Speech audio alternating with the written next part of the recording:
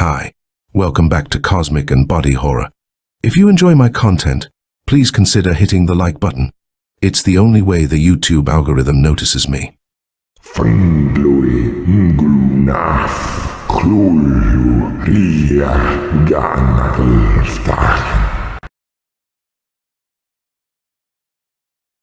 The madness and monstrosity lay in the figures in the foreground, for Pickman's morbid art was pre-eminently one of demoniac portraiture. These figures were seldom completely human, but often approached humanity in varying degree. Most of the bodies, while roughly bipedal, had a forward slumping and a vaguely canine cast. The texture of the majority was a kind of unpleasant rubberiness. HP Lovecraft. Ghouls are a species of cannibalistic humanoids featured in several of HP Lovecraft's works, where they feed principally, but not exclusively, on the bodies of the dead. The word ghoul or ghoul originates from Arabian folklore, where it denotes a creature that dwells in graveyards and devours corpses, sometimes considered a type of jinni. Ghouls know passages between the waking world and the Dreamlands that allow them to cross from one realm to another, rather than visiting the Dreamlands while asleep like humans do. Intrigued? Let's delve in. The Nameless Offspring by Clark Ashton Smith. Strange Tales, June 1932. Many and multiform are the dim horrors of Earth, infesting her ways from the prime. They sleep beneath the unturned stone. They rise with the tree from its roots. They move beneath the sea and in subterranean places. They dwell in the inmost Adita. They emerge betimes from the shut-in sepulchre of haughty bronze and the low grave that is sealed with clay. There be some that are long known to man, and others as yet unknown that abide the terrible latter days of their revealing. Those which are the most dreadful and the loathliest of all are haply still to be declared. But among those that have revealed themselves aforetime, and have made manifest their veritable presence, there is one which may not openly be named for its exceeding foulness. It is that spawn which the hidden dweller in the vaults has begotten upon mortality. From the Necronomicon of Abdul al-Hizred. In a sense, it is fortunate that the story I must now relate should be so largely a thing of undetermined shadows, of half-shaped hints and forbidden inferences. Otherwise, it could never be written by human hand, or read by human eye. My own slight part in the hideous drama was limited to its last act, and to me its earlier scenes were merely a remote and ghastly legend. Yet, even so, the broken reflex of its unnatural horrors has crowded out in perspective the main events of normal life, has made them seem no more than frail gossamers woven on the dark, windy verge of some unsealed abyss, some deep, half-open charnel, wherein Earth's nethermost corruptions lurk and fester. The legend of which I speak was familiar to me from childhood as a theme of family whispers and head shakings, for Sir John Tremouth had been a schoolmate of my father. But I had never met Sir John, had never visited Tremouth Hall, till the time of those happenings which formed the final tragedy. My father had taken me from England to Canada when I was a small infant. He had prospered in Manitoba as an apiarist, and after his death, the bee ranch had kept me too busy for years to execute a long-cherished dream of visiting my natal land and exploring its rural byways. When finally I set sail, the story was pretty dim in my memory, and Tremouth Hall was no conscious part of my itinerary when I began a motorcycle tour of the English counties. In any case, I should never have been drawn to the neighborhood out of morbid curiosity, such as the frightful tale might possibly have evoked in others. My visit, as it happened, was purely accidental. I had forgotten the exact location of the place and did not even dream that I was in its vicinity. If I had known, it seems to me that I should have turned aside, in spite of the circumstances that impelled me to seek shelter, rather than intrude upon the almost demoniacal misery of its owner. When I came to Tremouth Hall, I had ridden all day, in early autumn, through a rolling countryside with leisurely, winding thoroughfares and lanes. The day had been fair, with skies of pale azure above noble parks that were tinged with the first amber and crimson of the following year, but toward the middle of the afternoon, A mist had come in from the hidden ocean across low hills and had closed me about with its moving phantom circle. Somehow, in that deceptive fog, I managed to lose my way, to miss the milepost that would have given me my direction to the town where I had planned to spend the ensuing night. I went on for a while, at random, thinking that I should soon reach another crossroad. The way that I followed was little more than a rough lane and was singularly deserted. The fog had darkened and drawn closer, obliterating all horizons. But from what I could see of it, the country was one of heath and boulders, with no sign of cultivation. I topped a level ridge and went down a long, monotonous slope as the mist continued to thicken with twilight. I thought that I was riding toward the west, but before me, in the wan dusk, there was no faintest gleaming or flare of color to betoken the drowned sunset. A dank odor that was touched with salt, like the smell of sea marshes, came to meet me. The road turned at a sharp angle, and I seemed to be riding between downs and marshland. The night gathered with an almost unnatural quickness, as if in haste to overtake me, and I began to feel a sort of dim concern and alarm, as if I had gone astray in regions that were more dubious than an English county. The fog and twilight seemed to withhold a silent landscape of chill, deathly, disquieting mystery. Then, to the left of my road, and a little before me, I saw a light that somehow suggested a mournful and tear-dimmed eye. It shone among blurred, uncertain masses that were like trees from a ghostland wood. A nearer mass, as I approached it, was resolved into a small lodge building, such as would guard the entrance of some estate. It was dark, and apparently unoccupied. Pausing and peering, I saw the outlines of a wrought iron gate in a hedge of untrimmed yew. It all had a desolate and forbidding air, and I felt in my very marrow the brooding chillness that had come in from the unseen marsh in that dismal, ever-coiling fog. But the light was promise of human nearness on the lonely downs, and I might obtain shelter for the night, or at least find someone who could direct me to a town or inn. Somewhat to my surprise, the gate was unlocked. It swung inward with a rusty grating sound, as if it had not been opened for a long time, and pushing my motorcycle before me. I followed a weed-grown drive toward the light. The rambling mass of a large manor house disclosed itself among trees and shrubs whose artificial forms, like the hedge of ragged yew, were assuming a wilder grotesquerie than they had received from the hand of the topiary. The fog had turned into a bleak drizzle. Almost groping in the gloom, I found a dark door, at some distance from the window that gave forth the solitary light. In response to my thrice-repeated knock, I heard at length the muffled sound of slow, dragging footfalls. The door was opened with a gradualness that seemed to indicate caution or reluctance, and I saw before me an old man bearing a lighted taper in his hand. His fingers trembled with palsy or decrepitude, and monstrous shadows flickered behind him in a dim hallway, and touched his wrinkled features as with the flitting of ominous bat-like wings. "What do you wish, sir?" he asked. The voice, though quavering and hesitant, was far from churlish, and did not suggest the attitude of suspicion and downright inhospitality which I had begun to apprehend.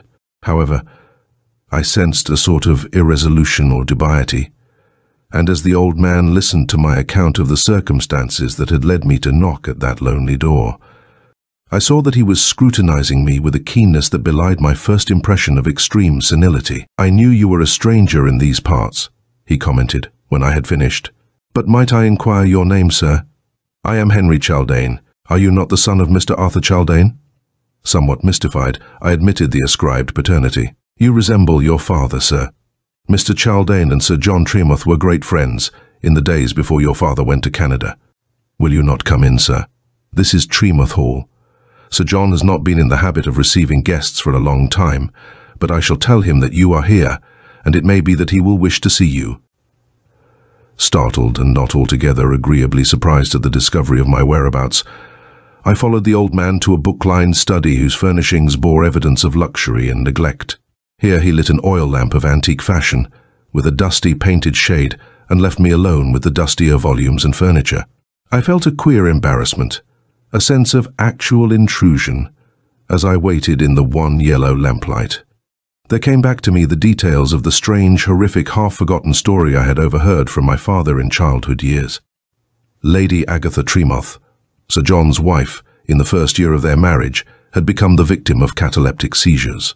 The third seizure had apparently terminated in death, for she did not revive after the usual interval and displayed all the familiar marks of the rigor mortis. Lady Agatha's body was placed in the family vaults, which were of almost fabulous age and extent, and had been excavated in the hill behind the manor house. On the day following the interment, Sir John, troubled by a queer, insistent doubt as to the finality of the medical verdict, had re-entered the vaults in time to hear a wild cry, and had found Lady Agatha sitting up in her coffin.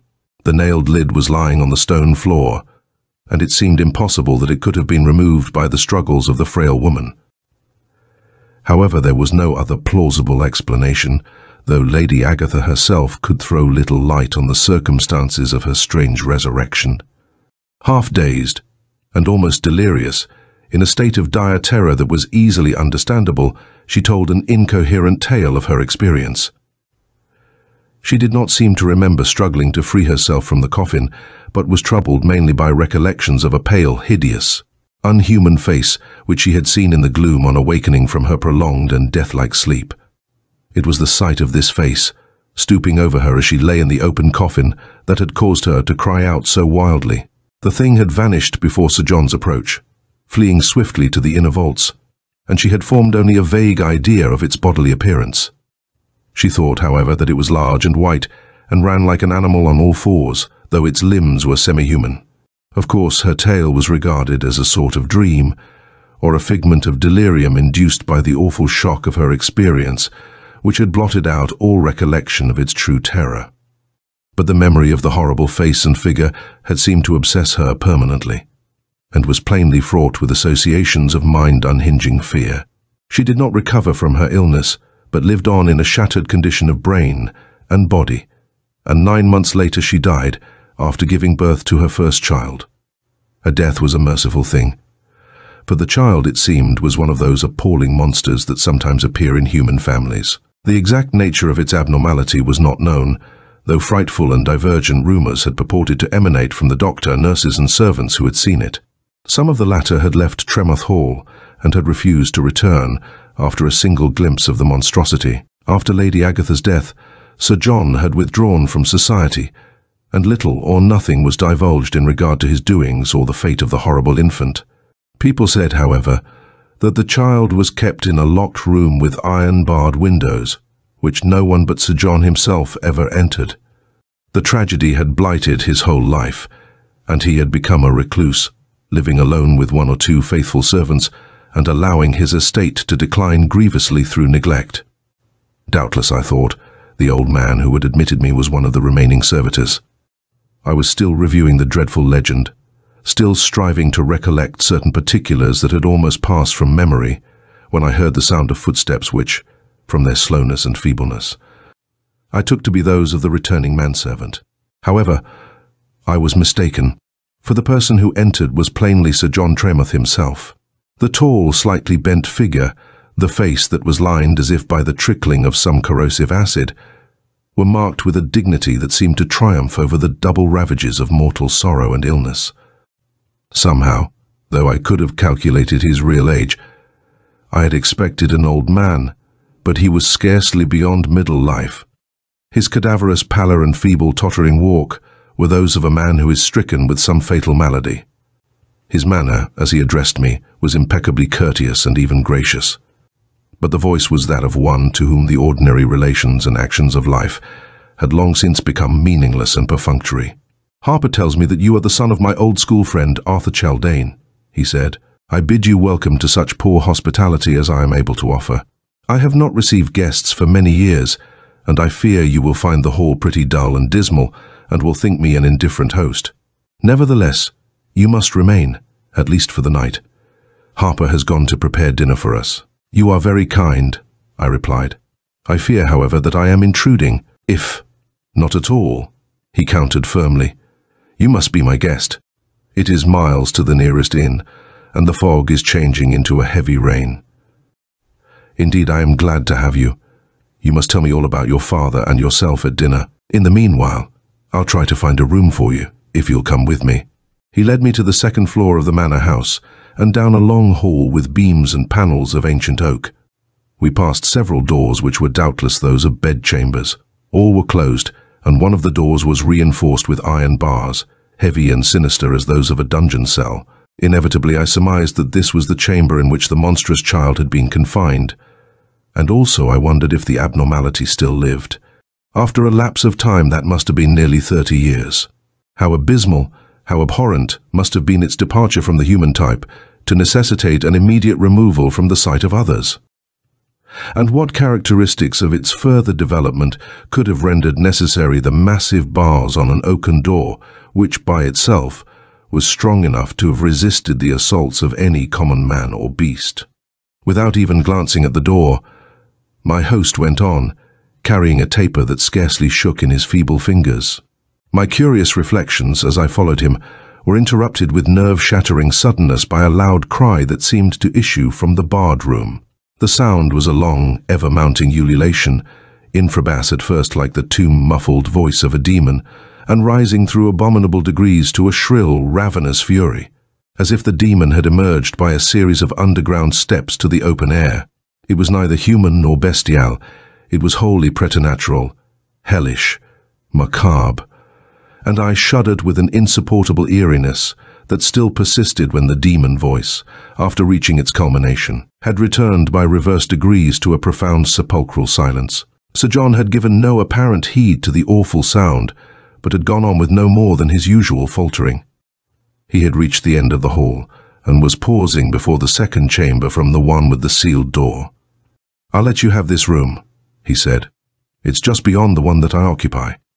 He did not turn his face toward me as he spoke, and his voice was unnaturally toneless and restrained. I realized with another shudder that the chamber he had indicated as his own was adjacent to the room from which the frightful ululation had appeared to issue. The chamber to which he now admitted me had manifestly not been used for years. The air was chill, stagnant, unwholesome, with an all-pervading mustiness, and the antique furniture had gathered the inevitable increment of dust and cobwebs. Sir John began to apologize. "I didn't realize the condition of the room," he said. "I'll send Harper after dinner to do a little dusting and clearing and put fresh linen on the bed." I protested, rather vaguely, that there was no need for him to apologize. The unhuman loneliness and decay of the old manor house, its lustrums and decades of neglect, and the corresponding desolation of its owner had impressed me more painfully than ever, and I dared not speculate overmuch concerning the ghastly secret of the barred chamber and the hellish howling that still echoed in my shaken nerves. Already I regretted the singular fortuity that had drawn me to that place of evil and festering shadows. I felt an urgent desire to leave, to continue my journey even in the face of the bleak autumnal rain and wind-blown darkness. But I could think of no excuse that would be sufficiently tangible and valid. Manifestly, there was nothing to do but remain. Our dinner was served in a dismal but stately room by the old man whom Sir John had referred to as Harper. The meal was plain but substantial and well cooked, and the service was impeccable. I had begun to infer that Harper was the only servant, a combination of valet, butler, housekeeper and chef. In spite of my hunger and the pains taken by my host to make me feel at ease, the meal was a solemn and almost funereal ceremony. I could not forget my father's story, and still less could I forget the sealed door and the baleful ululation.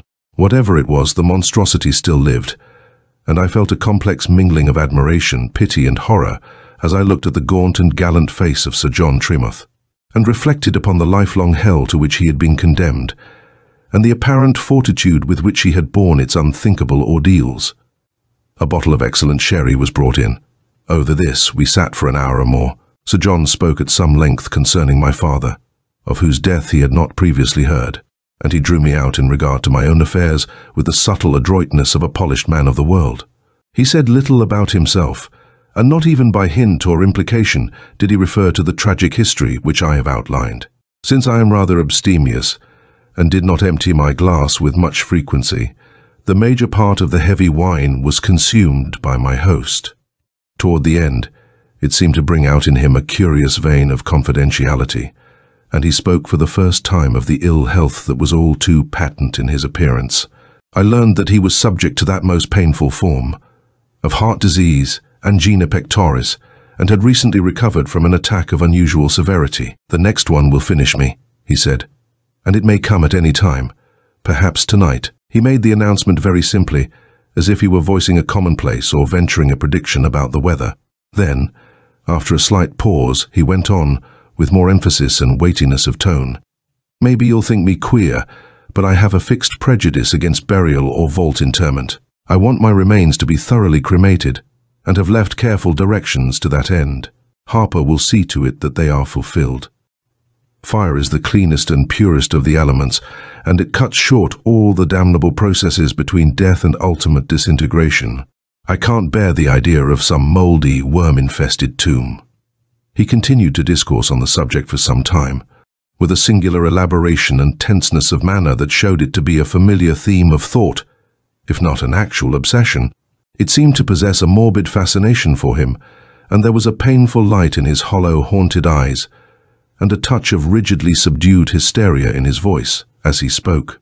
I remembered the interment of Lady Agatha and her tragic resurrection, and the dim, delirious horror of the vaults that had formed an inexplicable and vaguely disturbing part of her story. It was not hard to understand Sir John's aversion to burial, but I was far from suspecting the full terror and ghastliness on which his repugnance had been founded. Harper had disappeared after bringing the sherry, and I surmised that he had been given orders for the renovation of my room. We had now drained our last glasses, and my host had ended his peroration. The wind, which had animated him briefly, seemed to die out, and he looked more ill and haggard than ever. Pleading my own fatigue, I expressed a wish to retire, and he, with his invariable courtliness, insisted on seeing me to my chamber and making sure of my comfort before seeking his own bed. In the hall above, we met Harper, who was just descending from a flight of stairs that must have led to an attic or third floor. He was carrying a heavy iron pan, in which a few scraps of meat remained, and I caught an odor of pronounced gaminess, almost virtual putrescence, from the pan as he went by. I wondered if he had been feeding the unknown monstrosity, and if perhaps its food was supplied to it through a trap in the ceiling of the barred room.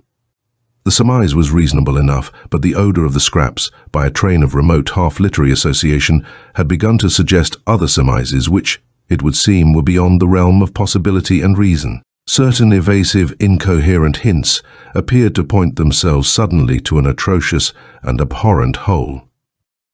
With imperfect success, I assured myself that the thing I had fancied was incredible to science was a mere creation of superstitious diablerie. No, it could not be. Here in England, of all places, that corpse-devouring demon of Oriental tales and legends, the Ghoul. Contrary to my fears, there was no repetition of the fiendish howling as we passed the secret room, but I thought that I heard a measured crunching, such as a large animal would make in devouring its food. My room, though still drear and dismal enough, had been cleared of its accumulated dust and matted gossamers. After a personal inspection, Sir John left me and retired to his own chamber. I was struck by his deathly pallor and weakness as he said good night to me, and felt guiltily apprehensive that the strain of receiving and entertaining a guest might have aggravated the dire disease from which he suffered. I seemed to detect actual pain and torment beneath his careful armor of urbanity, and wondered if the urbanity had not been maintained at an excessive cost. The fatigue of my day-long journey, together with the heavy wine I had drunk, should have conduced to early slumber. But though I lay with tightly closed lids in the darkness, I could not dismiss those evil shadows, those black and charnel larvae, that swarmed upon me from the ancient house. Insufferable and forbidden things besieged me with filthy talons, brushed me with noisome coils as I tossed through eternal hours and lay staring at the grey square of the storm-darkened window. The dripping of the rain, the softened moan of the wind, resolved themselves to a dread mutter of half-articulate voices that plotted against my peace and whispered loathfully of nameless secrets in demonian language. At length, after the seeming lapse of nocturnal centuries, the tempest died away, and I no longer heard the equivocal voices. The window lightened a little in the black wall, and the terrors of my night-long insomnia seemed to withdraw partially, but without bringing the surcease of slumber. I became aware of utter silence, and then, in the silence, of a queer, faint, disquieting sound whose cause and location baffled me for many minutes. The sound was muffled and far off at times, then it seemed to draw near, as if it were in the next room. I began to identify it as a sort of scratching, such as would be made by the claws of an animal on solid woodwork. Sitting up in bed and listening attentively, I realized with a fresh start of horror that it came from the direction of the barred chamber. It took on a strange resonance, then it became almost inaudible, and suddenly for a while it ceased. In the interim, I heard a groan, like that of a man in great agony or terror. I could not mistake the source of the groan, which had issued from Sir John Tremouth's room, nor was I doubtful any longer as to the causation of the scratching. The groan was not repeated, but the damnable clawing sound began again, and was continued till daybreak then, as if the creature that had caused the noise were wholly nocturnal in its habits. The faint, vibrant rasping ceased and was not resumed. In a state of dull, nightmarish apprehension, drugged with weariness and want of sleep, I had listened to it with intolerably straining ears. With its cessation, in the hueless, livid dawn, I slid into a deep slumber, from which the muffled and amorphous spectres of the old hall were unable to detain me any longer. I was awakened by a loud knocking on my door, a knocking in which even my sleep-confused senses could recognize the imperative and urgent. It must have been close upon midday, and feeling guilty at having overslept so egregiously, I ran to the door and opened it. The old manservant Harper was standing without, and his tremulous, grief-broken manner told me before he spoke that something of dire import had occurred. "I regret to tell you, Mr. Chaldain," he quavered, "that Sir John is dead." He did not answer my knock as usual, so I made bold to enter his room. He must have died early this morning. Inexpressibly shocked by his announcement, I recalled the single groan I had heard in the grey beginning of dawn. My host, perhaps, had been dying at that very moment. I recalled, too, the detestable nightmare scratching. Unavoidably, I wondered if the groan had been occasioned by fear as well as by physical pain. Had the strain and suspense of listening to that hideous sound brought on the final paroxysm of Sir John's malady? I could not be sure of the truth, but my brain seethed with awful and ghastly conjectures. With the futile formalities that one employs on such occasions, I tried to condole with the aged servant, and offered him such assistance as I could in making the necessary arrangements for the disposition of his master's remains. Since there was no telephone in the house, I volunteered to find a doctor who would examine the body and sign the death certificate. The old man seemed to feel a singular relief and gratitude. "Thank you, sir," he said fervently. Then, as if in explanation, "I don't want to leave Sir John. I promised him that I'd keep a close watch over his body." He went on to speak of Sir John's desire for cremation. It seemed that the baronet had left explicit directions for the building of a pyre of driftwood on the hill behind the hall, the burning of his remains on this pyre, and the sowing of his ashes on the fields of the estate. These directions he had enjoined and empowered the servant to carry out as soon after death as possible. No one was to be present at the ceremony, except Harper and the hired pallbearers, and Sir John's nearer relatives, none of whom lived in the vicinity, were not to be informed of his demise till all was over. I refused Harper's offer to prepare my breakfast, telling him that I could obtain a meal in the neighboring village. There was a strange uneasiness in his manner, and I realized, with thoughts and emotions not to be specified in this narrative, that he was anxious to begin his promised vigil beside Sir John's corpse. It would be tedious and unnecessary to detail the funereal afternoon that followed. The heavy sea fog had returned, and I seemed to grope my way through a sodden but unreal world as I sought the nearby town. I succeeded in locating a doctor, and also in securing several men to build the pyre and act as pallbearers. I was met everywhere with an odd taciturnity, and no one seemed willing to comment on Sir John's death or to speak of the dark legendary that was attached to Tremouth Hall.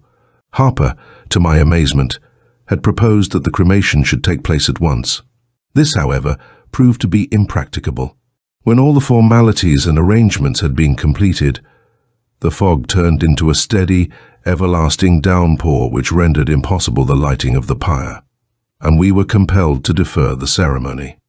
I had promised Harper that I should remain at the hall till all was done, and so it was that I spent a second night beneath that roof of accursed and abominable secrets. The darkness came on betimes. After a last visit to the village, in which I procured some sandwiches for Harper and myself in lieu of dinner, I returned to the lonely hall. I was met by Harper on the stairs, As I ascended to the death chamber, there was an increased agitation in his manner, as if something had happened to frighten him. "I wonder if you'd keep me company tonight, Mr. Chaldane," he said. "It's a gruesome watch that I'm asking you to share, and it may be a dangerous one. But Sir John would thank you. I am sure, if you have a weapon of any sort, it will be well to bring it with you." It was impossible to refuse his request, and I assented at once. I was unarmed, so Harper insisted on equipping me with an antique revolver, of which he himself carried the mate. "Look here, Harper," I said bluntly, as we followed the hall to Sir John's chamber. "What are you afraid of?" He flinched visibly at the question and seemed unwilling to answer. Then, after a moment, he appeared to realize that frankness was necessary.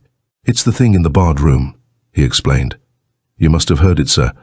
We've had the care of it, Sir John and I, these 28 years, and we've always feared that it might break out. It never gave us much trouble, as long as we kept it well fed.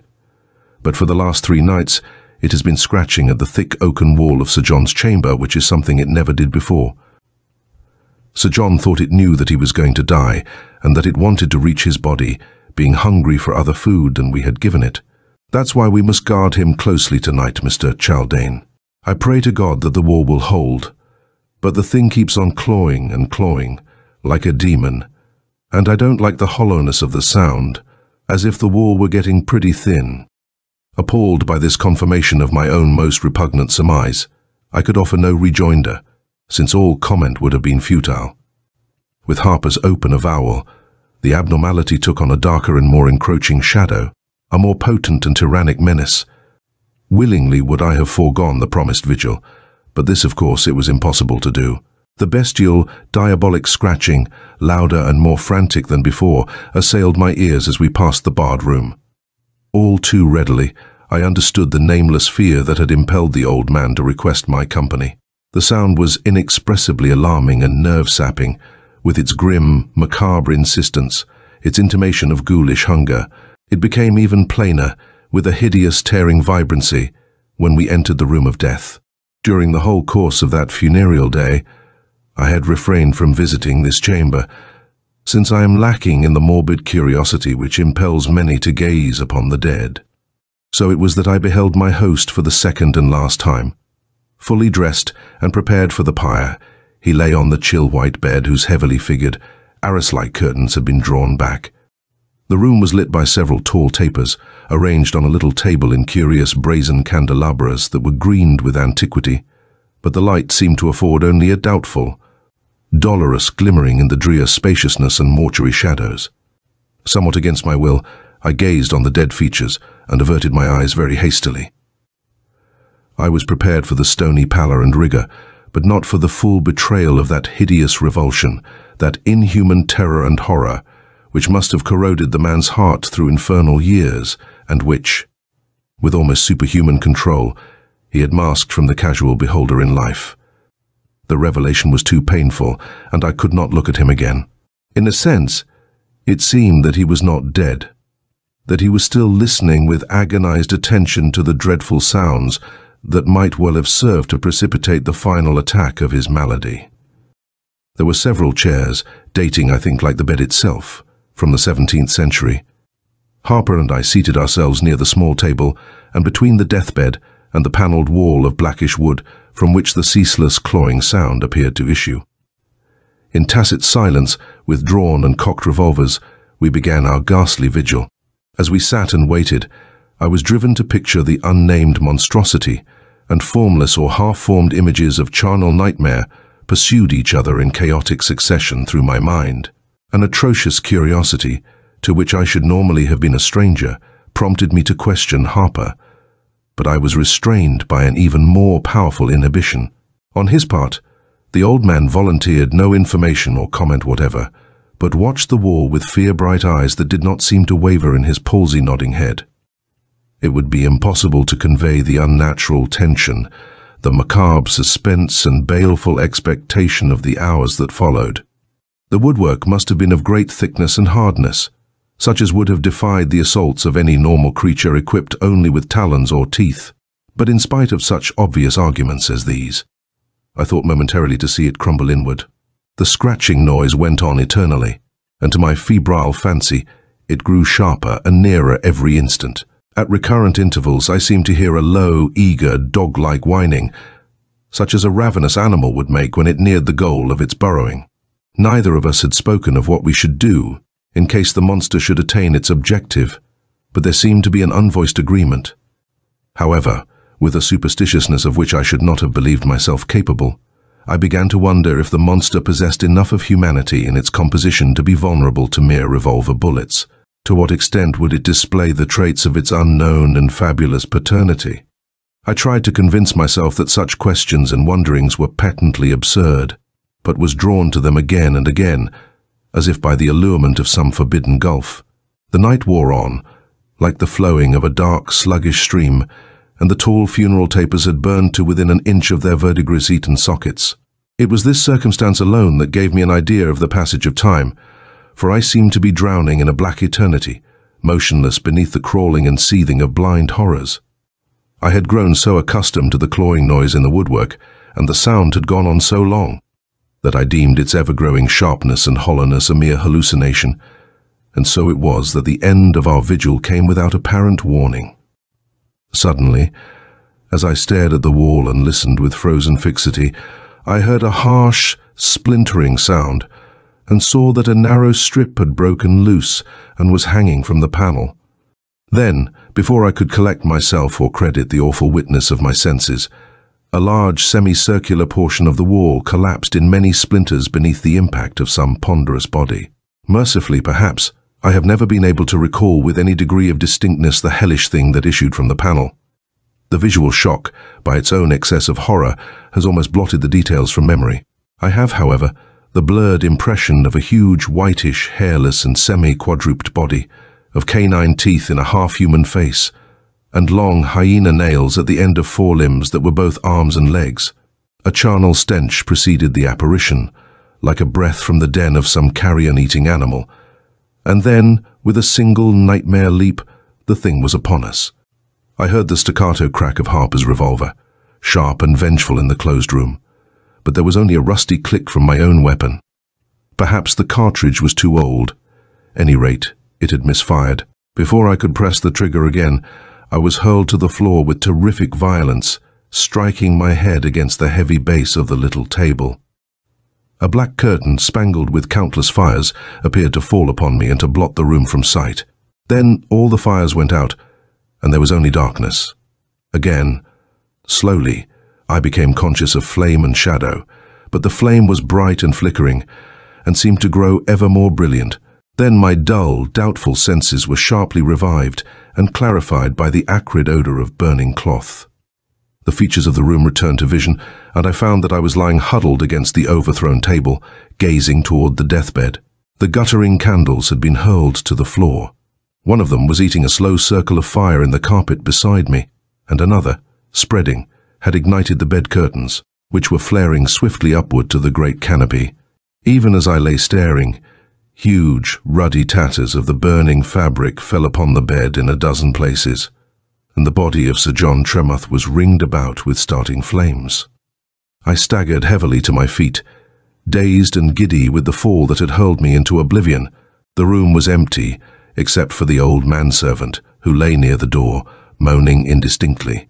The door itself stood open, as if someone or something had gone out during my period of unconsciousness. I turned again to the bed with some instinctive, half-formed intention of trying to extinguish the blaze. The flames were spreading rapidly, were leaping higher, but they were not swift enough to veil from my sickened eyes the hands and features, if one could any longer call them such, of that which had been Sir John Tremoth. Of the last horror that had overtaken him, I must forbear explicit mention, and I would that I could likewise avoid the remembrance. All too tardily had the monster been frightened away by the fire. There is little more to tell. Looking back once more, as I reeled from the smoke-laden room with Harper in my arms, I saw that the bed and its canopy had become a mass of mounting flames. The unhappy baronet had found in his own death chamber the funeral pyre for which he had longed. It was nearly dawn when we emerged from the doomed manor house. The rain had ceased, leaving a heaven lined with high and dead grey clouds. The chill air appeared to revive the aged manservant, and he stood feebly beside me, uttering not a word.